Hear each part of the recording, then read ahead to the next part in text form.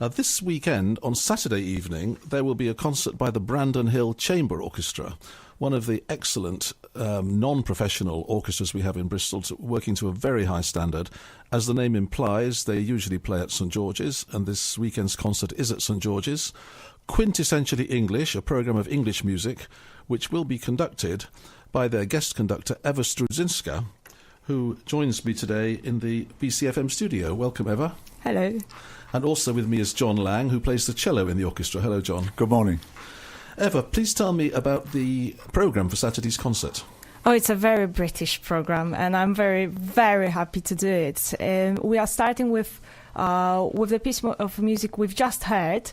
That's Walton's Crown Imperial March, but this is a different arrangement. It's for entire full orchestra, and it's very colorful march. It's got all these really, really tricky rhythms especially when you play it with the large string section, and it sounds fantastic even when it's played by just wind and brass instruments, which got me thinking on our Sunday rehearsal. The second piece will be a famous violin concerto, one of the best concertos ever written, and this is the concerto by Benjamin Britten, violin concerto, with a great soloist who's got a really long relationship with this orchestra, Tom Bowes. And the third piece of music, the item of the concert will be Vaughan Williams's second symphony called London Symphony. Let's talk about that for a minute. Can you describe to me the London Symphony? I mean, most people will know some Vaughan Williams music. What will they expect to hear? Well, we need to start with some things to be said, like this symphony doesn't have a program, although it sounds like it was composed with a program in the composer's head, because when you think about it, you must think, oh, this is London, and it's London how it sounded at the beginning of the 20th century. So if you come to the concert, you will be having this fantastic journey to 1914 when it was first performed. And it starts with this beautiful misty landscape, flat landscape by the river, and just imagine yourself standing at 6:00 a.m. by the river in the center of London, and you see, whenever you look around, you see this mist, and you hear these clear octaves in the basses and cellos, and the perfect fourth happening here and there in the section, and gradually it grows, and suddenly the big city, the monster is waking up, and it just gives you all these colors of the city, and it's just taking us through all the very characteristic colors of London, like for example Westminster chimes. They are heard at least twice, and they are hidden in the orchestra as well. And then you can hear to a beautiful romanza, and then this is the second movement with a marvelous solo for the cor anglais to start with, and this parallel fifths in the string section, and then you've got one of the best movements in the symphonic repertoire, the third movement, really hard for the orchestra to have all these quavers going on together and passing from one section to another, and obviously the symphony is finished with this gigantic maestoso appassionato fourth movement, which takes us again through all the landscape in London, and finishes by the river again. And we are hearing the river floating by, the mist we've just discovered on the Tuesday rehearsal with the strings, and the Westminster chimes again. So it's a marvelous journey, and I'm sure everyone will enjoy it. Thank you, Ewa. Ewa Strusinksa there, who's the conductor of the concert Brandon Hill Chamber Orchestra on Saturday night, which includes Vaughan Williams' London Symphony, describing there beautifully the symphony and the pictures of London it evokes. You said there that the third movement is one of the greatest movements in symphony. That's the one actually I have here, which I'd like to play in the version by the London Philharmonic Orchestra, conducted by Sir Adrian Boult. Oh, splendid.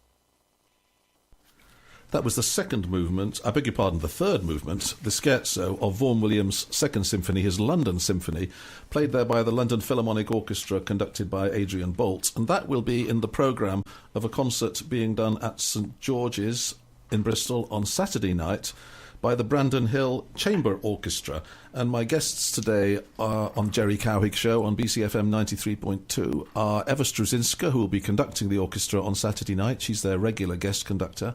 And John Lang, who has played the cello with the Brandon Hill Chamber Orchestra since the orchestra was founded. John, please tell me about the orchestra. Well, the orchestra started in 1987, and it was a group of like-minded musicians who wanted to form a really good chamber orchestra, an amateur orchestra in the city.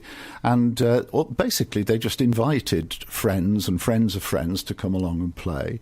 And we did our first concert in St George's, I think it was in May in 1987. And it was a great success. And since then, we've done 4 or 5 concerts each year, almost always in St George's. And the orchestra's gone on from strength to strength. And although we've been going for 27 years now, there is still, I think it's 10 to 12 players who played in that very first concert who are still with the orchestra. We've expanded our repertoire. We're not just really a chamber orchestra now. We do bigger things like this Vaughan Williams Symphony, and we get extra players to come in. We've been abroad and played. We've been twice to Hanover, twice to Porto in Portugal, which are twin cities with Bristol. And later on this year, we're going to go to play in Berlin and Hanover again, and take some of our English music across there. Thanks, John. So that's the Brandon Hill Chamber Orchestra, who are my guests today, and their concert on Saturday will be conducted by Ewa Strusinksa. Ewa, you told us a minute or two ago about the Vaughan Williams. Can we talk about the Britten violin concerto? I've got an excerpt I want to play from the second movement, just part of it. But before that, you said in your opening remarks today that you thought it was one of the great concertos. Am I quoting you correctly? Oh yes.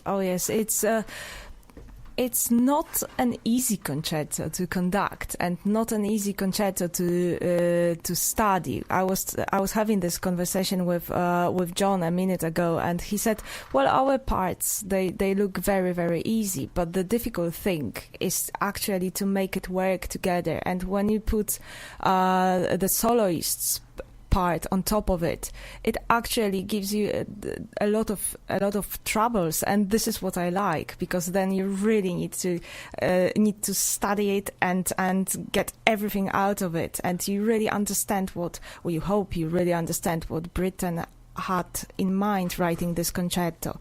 And it's got very, very challenging soloist part. It goes all the way up to the scale and down the scale, and you have to have this soloist who masters the violin in a perfect way. And then the second movement is this is just a fire. You are watching the bow, and you think it will set on fire in any second now, because it's so quick and it's so rough at some point. It's and sometimes you think how the violin can make a noise like that. And then you've got this passacaglia, which is basically a sort of dialogue between the orchestra with a commentary from the violin, and it's just it's an incredible work. And the more you study it, the more you find. Let's hear a little bit of the start of the second movement. In this recording, this is played by Ida Handel, who I think is one of the most famous interpreters of this piece with the Bournemouth Symphony Orchestra.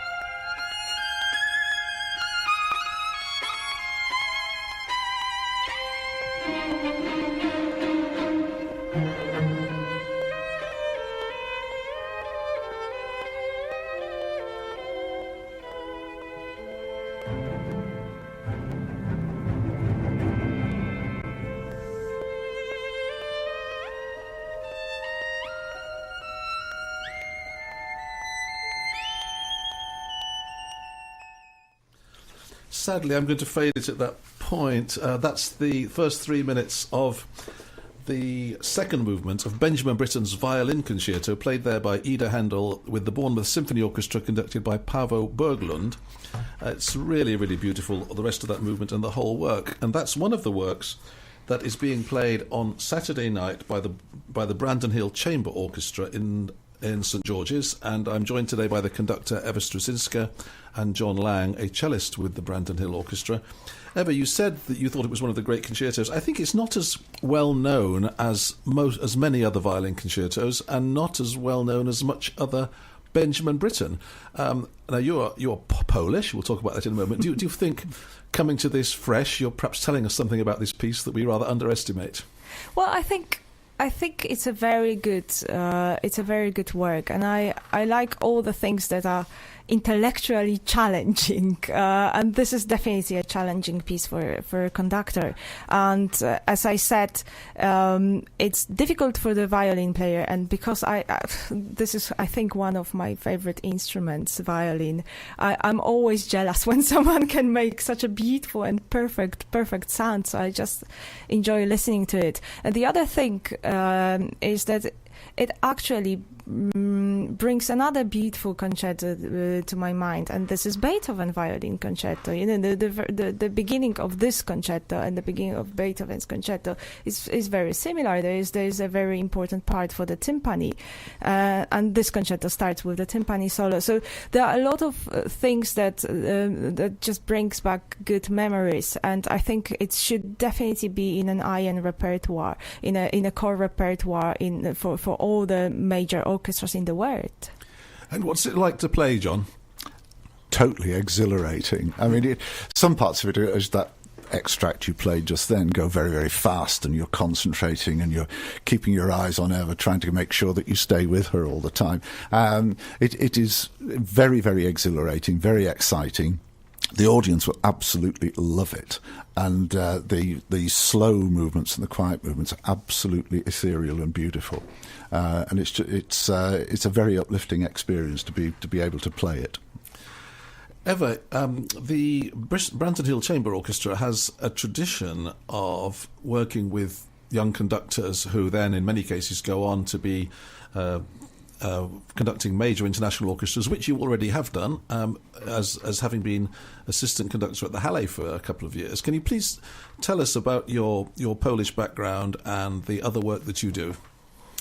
At the moment, I'm a chief conductor and a music director with one of Polish professional orchestras. This is an orchestra in Szczecin, unpronounceable Szczecin, which is very close to the border with Germany, very close to Berlin, which is definitely an advantage. And this is a very, very exciting job I'm doing at the moment, because it's mainly taken this orchestra from the old hall to the completely new hall, which is going to be finished at the beginning of September, and we've got the first concert there in September. So it's absolutely exciting at the moment. We are not thinking about anything apart from building this beautiful. It's all golden inside. Just think about how rich it is. But it's white from the outside. It looks like a sail, or it looks like a chunk of ice just in the middle of the city. So this is very, very exciting, and it takes all of my free time, really. Well, I'm glad you found time to come to Bristol again to be the guest conductor of the Brandon Hill Chamber Orchestra this week. The programme on Saturday is very English. I know in the past you've done a Polish programme. Do you feel some sort of sense of ownership around Polish music when you're travelling around the world? Because I've been living in the UK for quite a while, I always think I should do both. I should do Polish and English music as well. So whenever I go to Poland, I'm trying to bring some English music with me, which is not too easy, because either these items are very, very big and difficult, or they are just expensive, very expensive to hire. So it's always a bit of a struggle. But doing Enigma variations there or any work by Britten, it's just such a joy, and introducing Polish audience to Vaughan Williams. This is a challenge, but it's always a very pleasant challenge to do. Now, when I'm coming to England, I feel like doing more Polish music, because my first impression was that whenever you talk to English musicians, they only think, okay, there's Chopin, and in people's opinion he is half French, so it doesn't really count for them. Although he's our Polish composer, we like to think like that, and there's no one else. And then people think, oh, perhaps there's Penderecki. People recognize this name, but are not completely familiar with the massive amount of works he wrote. But no one really remembers Szymanowski. Well, perhaps thanks to Simon Rattle, he's quite known in this country. But this music should be done more often. Or, for example, I don't think people still remember about Górecki. I don't think people still know who Kilar was, who died a month ago, and was a fantastic composer of film music, but not only film music. His Krzesany, his Kościelec, these are beautiful symphonic poems that should be played on a regular basis. Yes, I think you're right. People do think of Chopin. I interrupted you there to suggest Liszt, but Liszt was Hungarian, right? Yes, my mistake. I apologise. Yes. The other composers you mentioned, I think Górecki became popular here a few years ago with his third symphony that everyone fell in love with the choir in one of the movements. It was very popular on the radio.